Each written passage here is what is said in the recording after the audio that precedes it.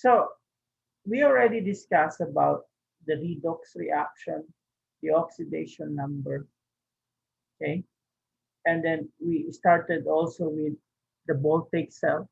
How is it different from the electrolytic cell? But we just focus on what we call the voltaic cell. And we end up with these slides wherein we relate the cell potential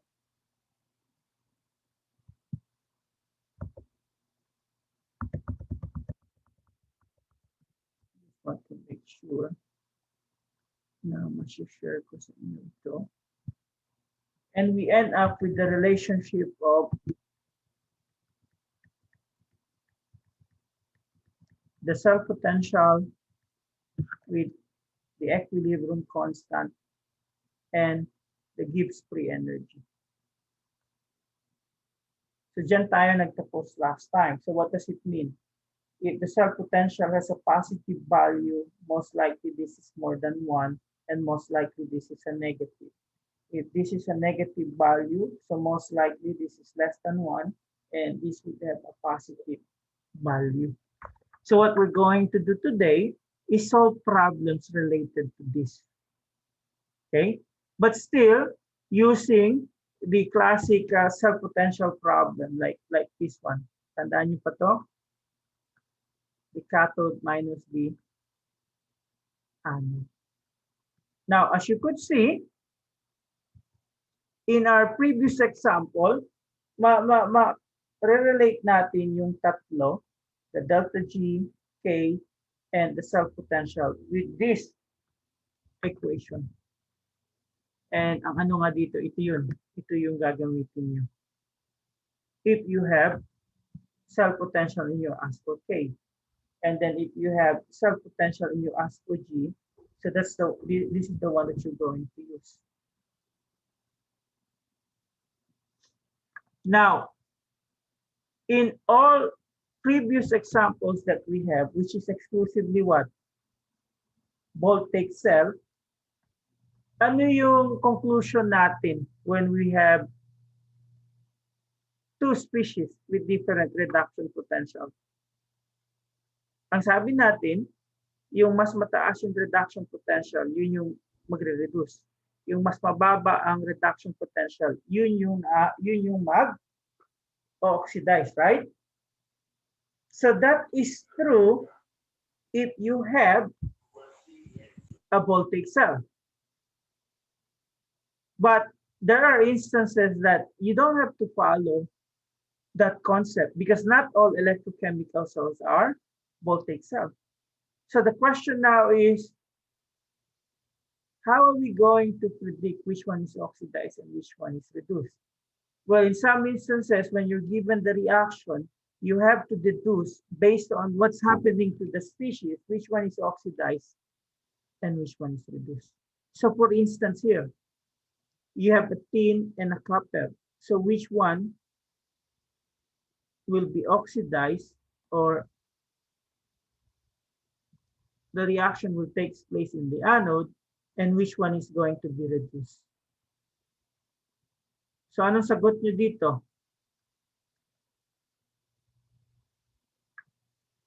So from an oxidation number of 0, this will become +2.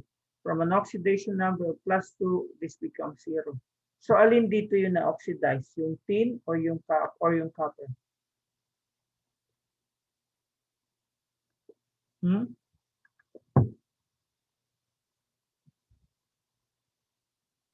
Sir, yung na-oxidize po yung SM, yung tin. Okay.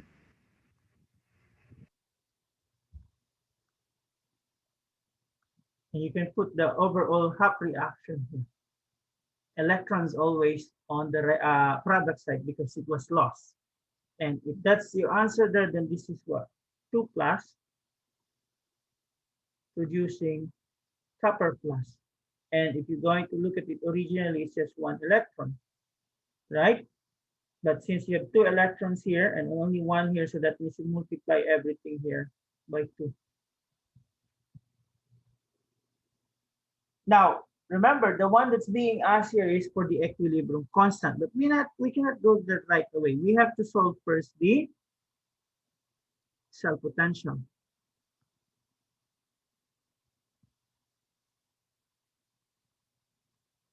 Now, I'm going to give you the reduction potential for both of them, metal.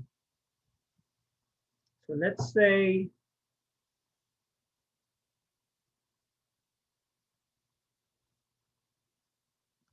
I need to go to the table.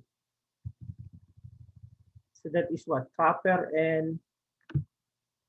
copper plus and tin. So you have 0.14 negative and 0.16.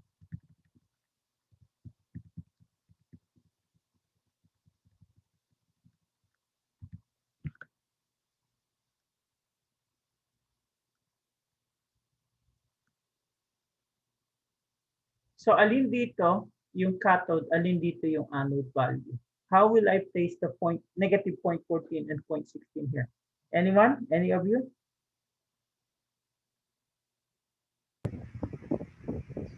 Sir, yung ano, cathode and yung copper. 0.16 minus negative 0.14. So that will give you 0.30 volts. Now, as you could see, you have a positive cell potential.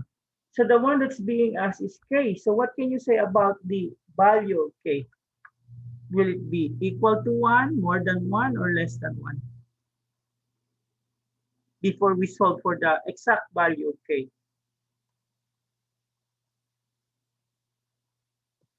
Remember this? So if you have positive cell potential, your K will be more than 1. So the thing that we're going to do, let's check if it's indeed more than 1. So we're going to look at the equation here, maybe this one. E cell is equals to 0.0257 divided by N, L, and K.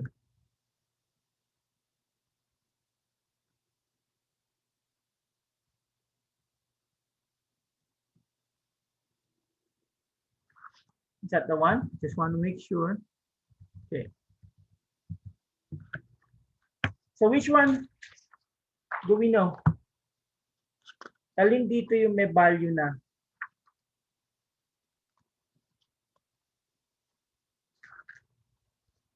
You have this one, right? This is 0.30. And then if we want to isolate L and K on this side, so we just multiply this with N divided by 0.0257. Now the question is, what is N? What is N equal to? Sa moles po. And Yeah, try lang.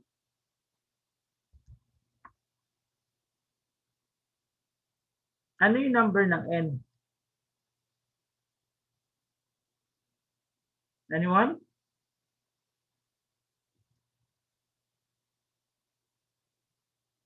This is your N. Your N here is equals to 2. That's why I have to write the half reaction here. So you have to know that the N value there, that's the number of the electron that is being exchanged in the reaction. And once you get there, what's the value that you have? 0.30 times 2 divided by 0.0257.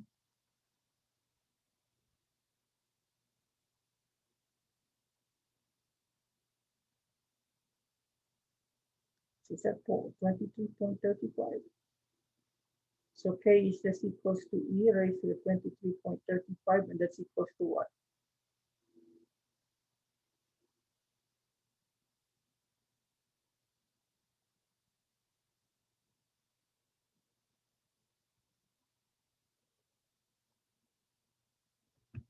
This is what I get.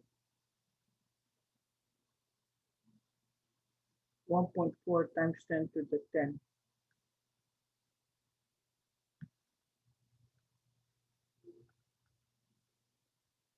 Make sense?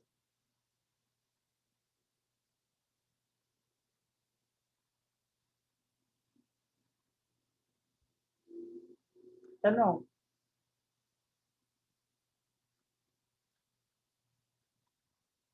Eric, John, and Errol. Now, is this consistent with what we predicted? K will be more than 1? Yes or no? Yes po. Okay.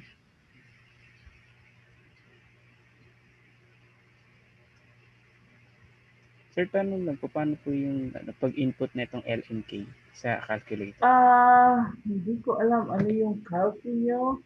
Sa akin kasi, yung ano dito, para eliminate mo yung ln, ang inverse kasi ng ln sa calcu is yung e. So it depends on your calculator. Sa akin kasi, yung calculator ko, I'm going to remove the background. Ito. So I put the e and then put the answer and then plug equal. So parang, if I'm going to do that thing, so meron akong e, and then the answer that I get is, if I'm going to look at the number here, it's 23.35, like that one. And then I just press equal. So I have around 1.38 times 10 to the 10. So I don't know what type of calculator you have. And sir, okay na po sa akin. Nakita ko na po. Okay? Now, since this is a positive one, so that means this is a voltaic cell.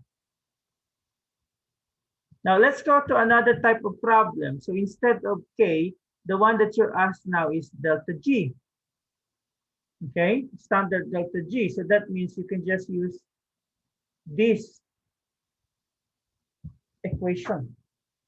So again, you're given the reaction. So that means your hands are tied up. You have to determine the one that's oxidized and reduced based on the given equation. So you could say OHR and RHR. So what is the one that is oxidized? Gold or calcium?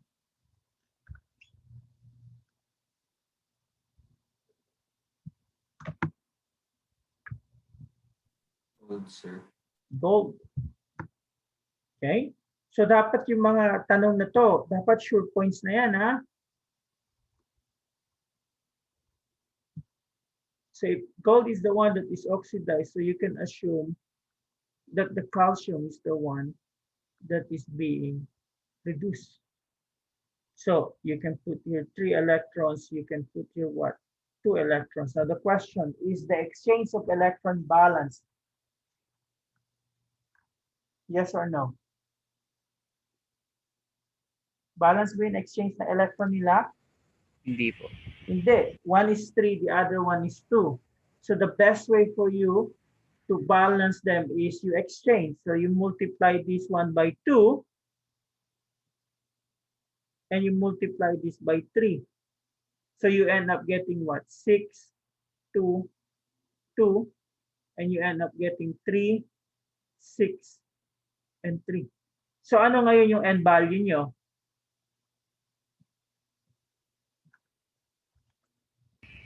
6. 6. Okay? Kasi dyan yung mga source ng error eh.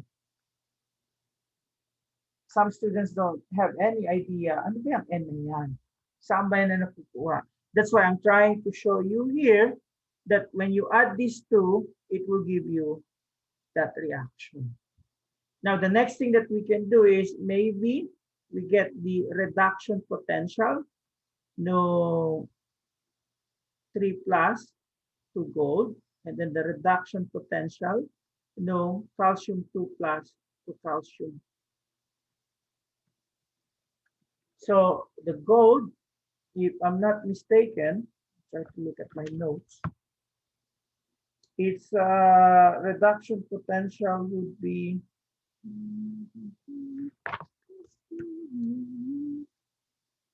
1.50 and the calcium is negative 0.287 volts. So the next thing that we can do, because we need the cell potential, we need to identify ano ba yung cathode at ano yung anode.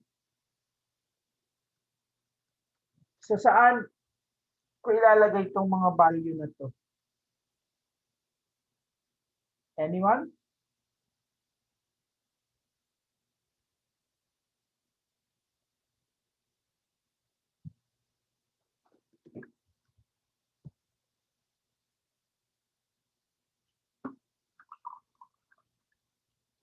Anyone? Ano dito? 150 or negative 287? Yung negative 2.87 po. Now, you may ask, paano po sir natin nalaman yan? Kasi sabi nyo noon, yung cathode usually mas mataas yung reduction potential. But that is true if you have a voltaic cell. And like to remind you, not all electrochemicals are a voltaic cell. Here, we're tied with this reaction. And based on this reaction, this is the one that is reduced. So that's the one that you're going to put in the cathode. And the one that's oxidized is gold. That's the one that you're going to put here. So what's the value that you will have here in terms of the cell potential?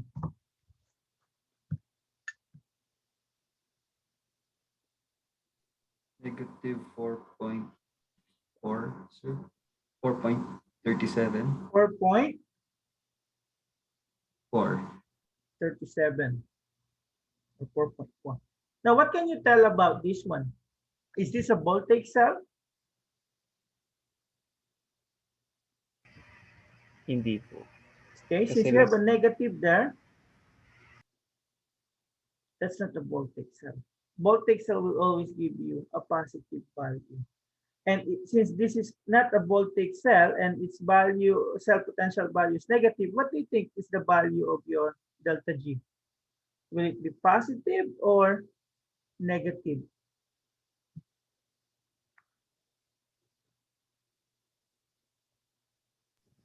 Positive po. Okay, so that's the positive, which tells you that it's not spontaneous. So may value ka na dyan, so pwede mo na siyang solve. So you have what? Negative NFE cell. So N is equals to 6. F is equals to 96,500 JB per mole. And you have here negative 4.37 volts. Now, my question is, sir, saan nyo kinuha yan? Ano yung F? It's free constant. Okay, it's a Faraday constant. So all you need to do now is, sorry for that, solve the number. And you will get what? A very big number. J per mole.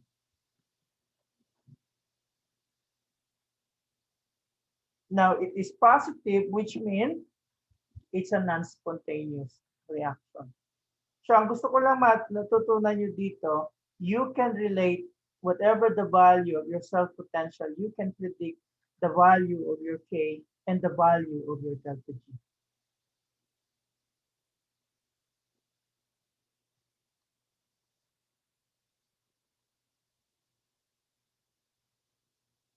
Tanong? Now, the next thing that we're going to do is what will be the effect if the concentration that we have in our system is not equals to the standard concentration. The standard concentration is 1 molar. So definitely there will be an effect on the cell potential. So if you're going to remember, okay, you can have a relationship like this one. So what's the difference of this delta G and the standard delta G? Anyone?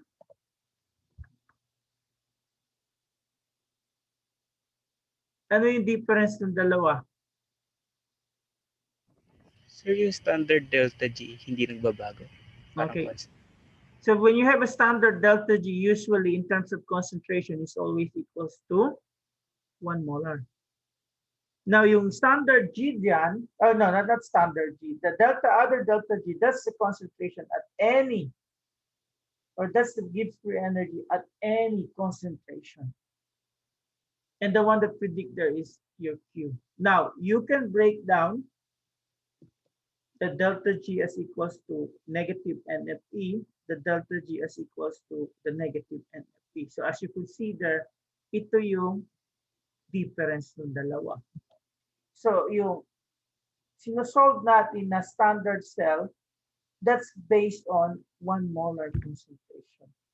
Now this one, this is based on other concentrations that we have. So if we're going to replace NFE in the expression here, so meron tayong ganito. And what do we do? To get the Nernst equation, we divide all of them by negative NF. And when we do that, what will happen? Yung equation natin, maka-cancel out to, ito na lang. So this is the cell potential equals to the standard cell potential minus RT divided by NF times L and Q. You're familiar with Q? Mag-quiz kayo sa what we call weekend.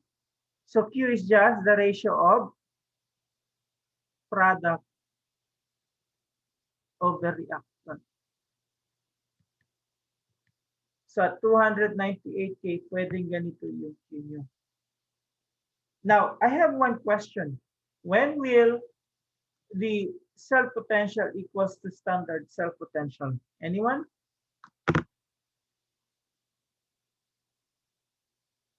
Sa anong condition equal yung cell potential sa standard cell potential?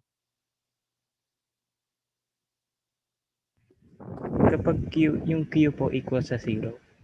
Is it Q equals to 0 or Q equals to 1?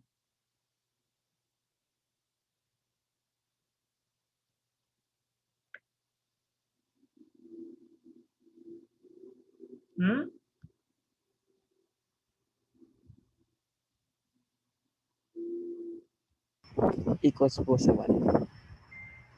So, this will be equal if your Q is equals to 1. And when does Q equals to 1? When the reactant concentration is equals to your product. Okay? Kasi if you're going to ln of 0, it will be math error. But if you put log of 0, ano lalabas? Math error. So when you have an ln Q equals to, let's say, if it's an ln 1, anong mangyayari? Equals po sa 0. So equals to 0. So ibig sabihin itong expression na 0, pag minultiply mo itong lahat dito, okay, that is equals to 0. So in that case, these two will be equal. Right? Now, let's try to solve problem.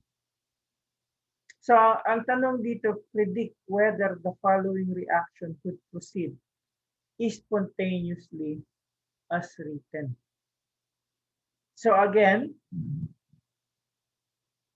you're going to identify which one is oxidized and which one is reduced. So you have this given reaction. So you are asked, will the reaction happen or occur spontaneously if there's a concentration of cobalt 2 plus of 0.15 and Fe2 plus of 0.68. But before we proceed, we have to identify based on the given reaction, which one is reduced and which one is oxidized. So alin yung na-reduce?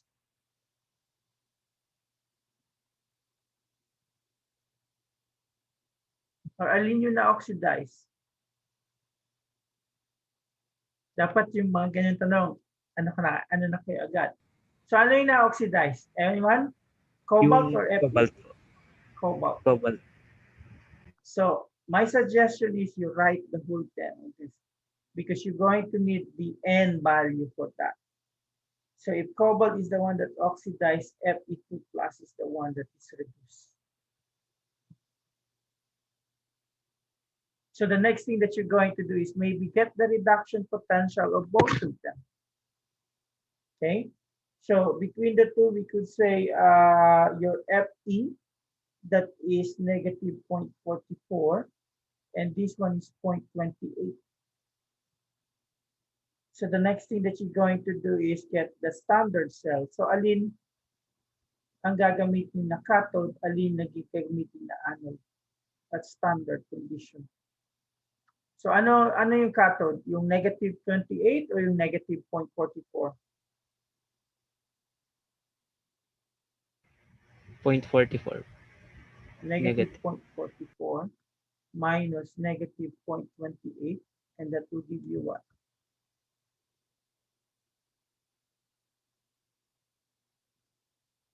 Negative point, ano ba to? 16, 18. I think it's 16, right? So ano masasabi nyo when the reaction is at standard concentration?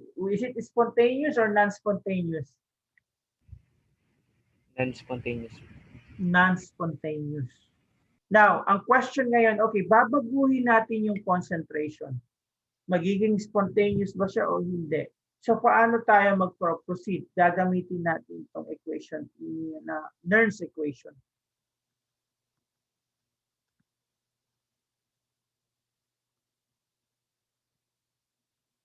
What is N?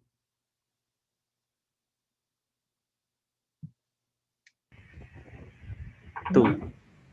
N is equals to 2. And this one, we can put the 0.16. This one is 0.0257 over 2. Now, the question is, how do we express Q? Anong species ang nasa numerator at anong species ang nasa denominator? Cobalt 2 plus over Fe2 plus. Very good.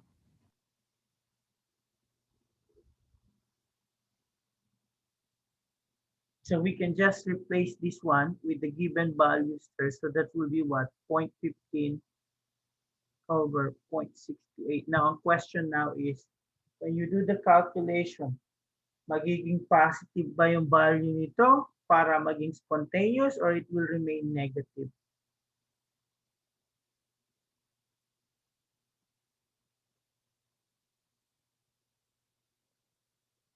So if you're going to get the value here, 0.15 divided by 0.68, that's equals around what? ln 0.22, right? And if you going to get that, that is equals to what? ln 0.22 around negative 1.15 or 151. And then i-multiply mo sa 0.0257, tapos i-divide mo by 2.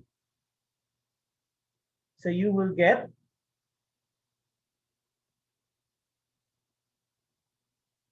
0.19. Negative 0.019. 0.019, right? 0.0 ito. Magiging positive na kasi negative times the negative there. So, ganito na yan. So, it's only what? Negative 0.14.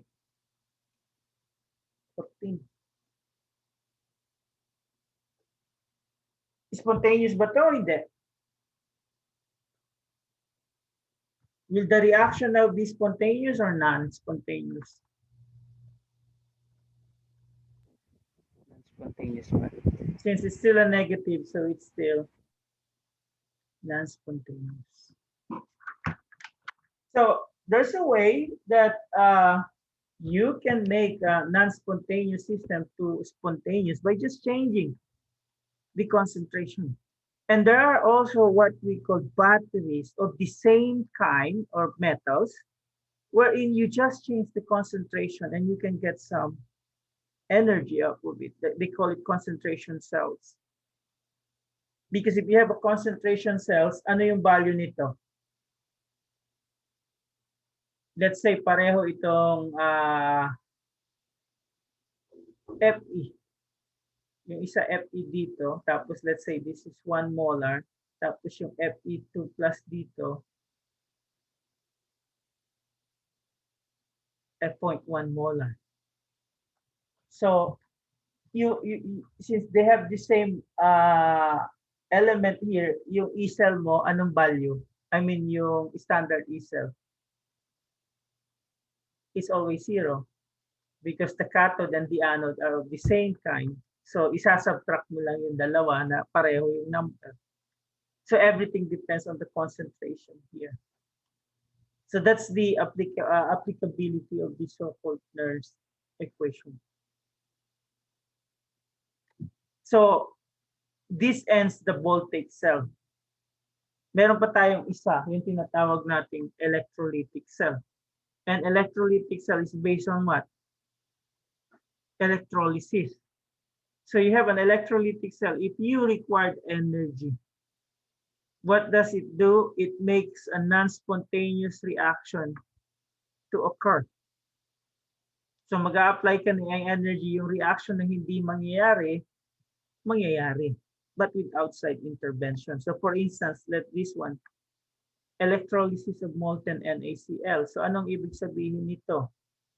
Meron kang NaCl na magpo-produce ng Na plus and Cl minus.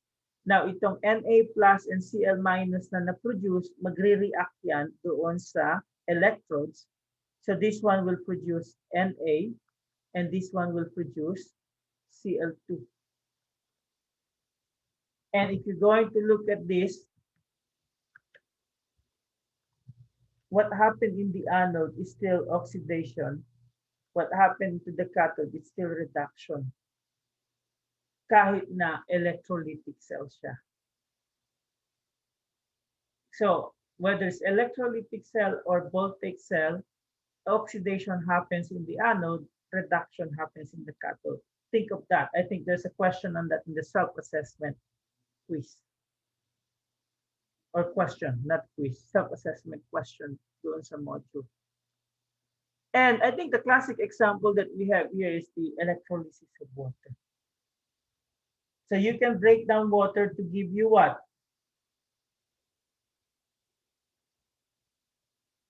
Oxygen and hydrogen. So if you're going to add the two reaction here,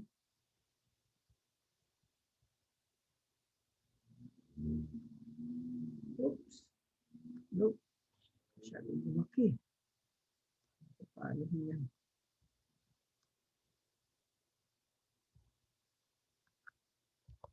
Yeah. So I'm going to put this thing like this.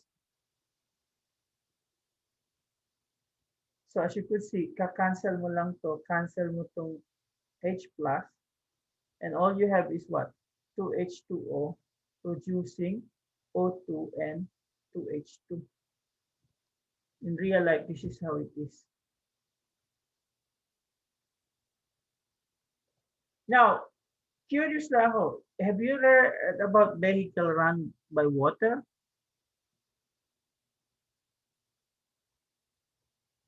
Narinig niyo na ba yun? Narinig ko po pero di ko po sure kung anong klaseng sasakyan. Do you think it's possible now that you know this electrolysis of water? So in the electrolysis of water, where is energy? Is it in the product or the reactant side?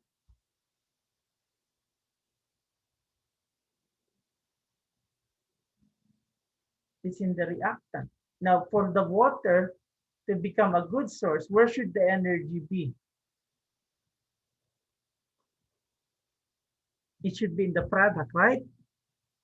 So maybe my challenge to you, kung gusto niyo i-pursue to, gusto niyo yumaman, but with some security detail, if you can invent a device wherein you put water and that device produce energy then that's a classic example of a water-powered engine. But science says you use energy in water to split them to hydrogen and oxygen. Na kung nagawa ninyo yung device na meron kayong tubig mag-produce ng energy, I would say make sure you beef up your security detail. Why? Because you're going to kill an industry overnight. So kapag nakagawa ako ng engine na run by water, I can tell you all those oil producing energy will go bankrupt overnight. Kasi wala nang bibili ng gasolina, right?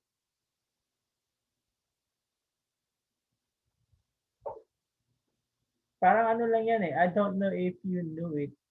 Why is it that whenever there's an advertisement, they always claim 99.99% effective? Did you ever seen an ad that claims 100% effective? Think about it.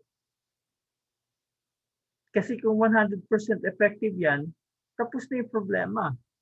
So pag tapos na yung problema, wala nang market yung product. Diba? Anyway, how do we do calculations in this what we call electrolysis? So in electrolysis, as I told you, you apply energy, and energy is in the form of current that you apply with time will give you the charge. So typically, yung charge mo is just the product of current times time. Okay? And in the Faraday constant, usually, pag meron kang 1 mole of electron, it has a charge of 96,500 coulomb.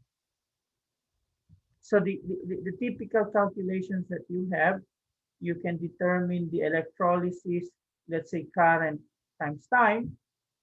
So if you multiply the two, it will give you the charge. Now, once you have the charge, you divide it the Faraday constant, makukuha mo yung mole ng electron mo.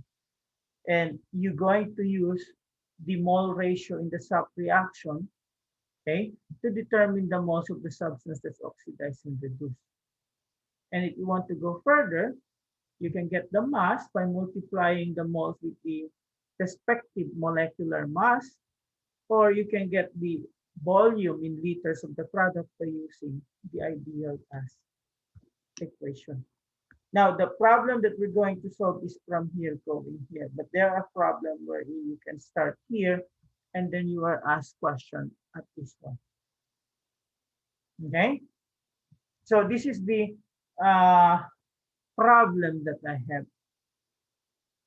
So before we solve the problem, let's analyze what are the products that is produced when you break down CaCl2. Anyone?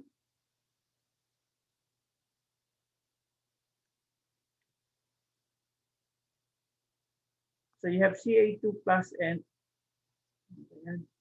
Ca2 plus N. Isa na isa sa writing pad ko eh. Now, ang tanong dyan, alin yung mag-oxidize, alin yung magre-reduce. You need to write the Hop reaction because you need to know how many moles of electrons are involved in the Hop reaction. So ano mag-oxidize? Calcium or chloride?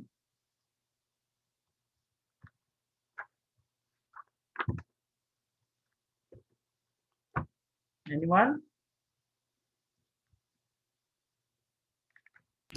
Yung calcium po yung nag-oxidize.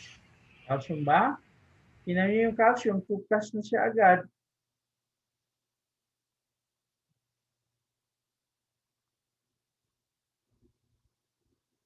So this is the one that oxidize. Remember, when you oxidize, you become more positive sign. So 2Cl minus to Cl2, which is 0. So the one that reduces the calcium 2 plus 2 electrons producing calcium. And if you add them, okay, ang makukuha mong reaction is just 2Cl minus plus Ca2 plus producing Cl2 plus calcium. No, just calcium. We need this equation here, I mean the reaction here, because it tells you that for every 1 mole of calcium, okay, reacting with 2 moles of electron, you're producing 1 mole of solid calcium. So let's now go to the problem. You're asked how much calcium will be produced in an electrolytic cell of molten CaCl2 if a current of 0.452 ampere is passed through cell for 1.5 hours. So saan tayo?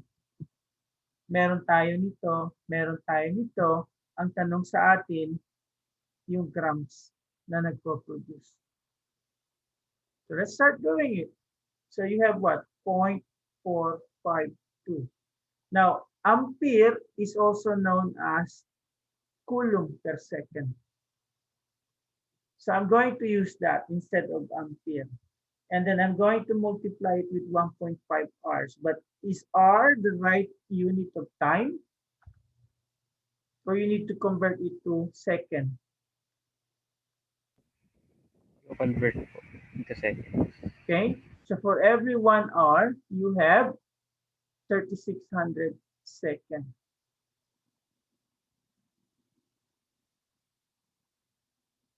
So if we follow the flow chart, we're already here, right? And then we can cancel the stuff that we can cancel second over second, R over R. And then the next thing that we're going to do,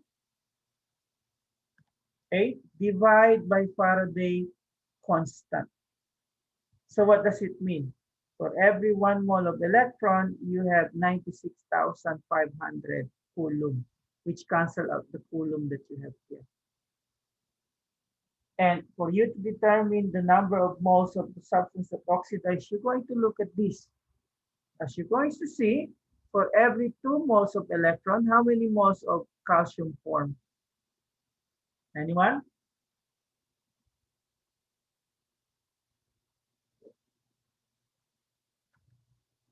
Anong ilalagay ko dito?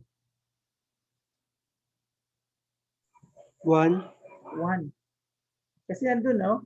1 mole calcium 2 plus reacting with 2 moles of electron, which is this one, producing 1 mole of calcium. So I can now, but the one that is how much, I can end it here, which is moles, but I can make it also into grams. And all I need to do is, I need to know what's 1 mole of calcium. And usually that's, is it 40 grams? So I can now have the grams of calcium here. And what's that? Try to solve. And give me the answer.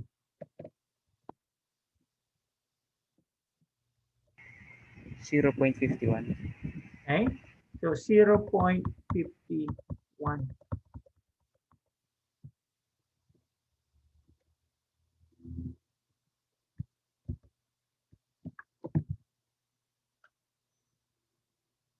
So yan lang yung isang example. Kasi pwede rin kayong tanungin, you produce this amount with the current of this amount, how long will you electrolyze your sample? Now, there's a lot of what we call applications for this electrolysis. Hindi lang yan soldering, hindi lang yan electrolysis of water. If you are have some dental problem, they also use electrolysis here. I don't know, ano yung term dun? Pasta? Not the pasta food. Yung pupunta ka sa dentista para magpapasta or I don't know how. Sorry, iba na yung accent ko eh. Okay? But do you know what pasta means? Yung ginagawa sa ngipin? Yung panlinis po. No, iba naman yung panlinis. Yung pasta, naglalagay sila ng something pagbulok na. So, sabi nila, hindi, kaya pa yan, wag mo nang bunutin. So, ipapasta nila yun. So, usually they put some metal there. If you're rich, you can put gold there. So, electrolysis is involved on that one. Now, this ends, we could say, the module 7. And I think I can share some of the, ano ba yun? No, I don't have, this one.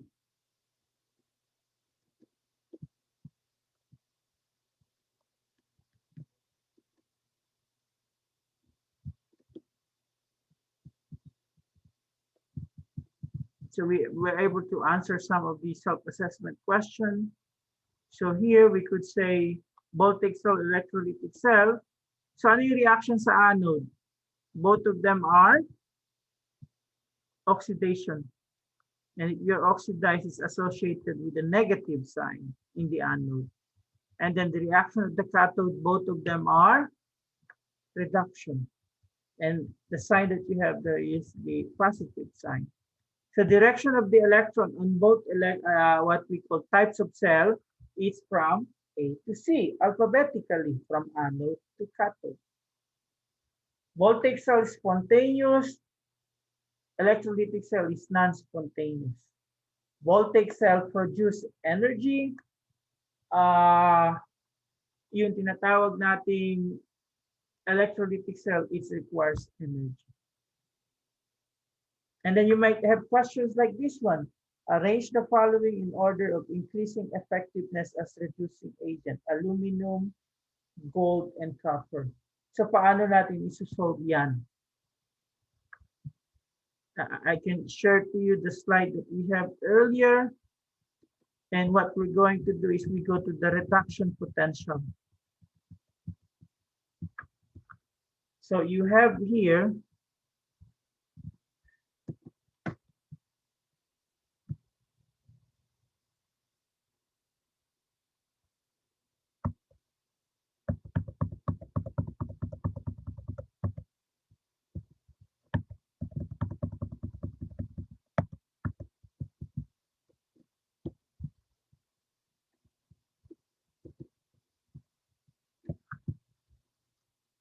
I don't know if you could see the reading here. So it says here increasing strength as oxidizing agent going up, increasing strength as reducing agent going down. So you have what? Aluminum, copper, and gold. So which is the most effective reducing agent?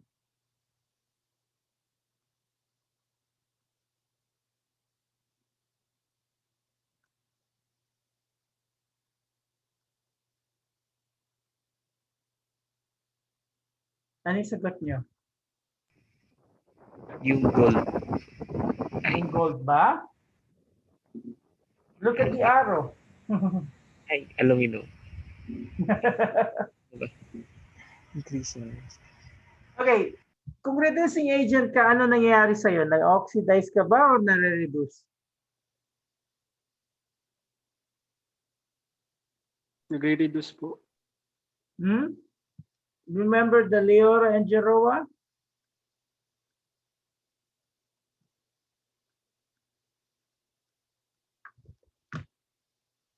So kung reducing agent ka, usually ikaw ay na-oxidize. So ibig sabihin, kung na-oxidize ka, mas mababa or mas negative yung reduction potential mo, mas better kang reducing agent. Look at the trend here. Increasing strength as reducing agent, going down, more negative. So that means this is the most effective reducing agent.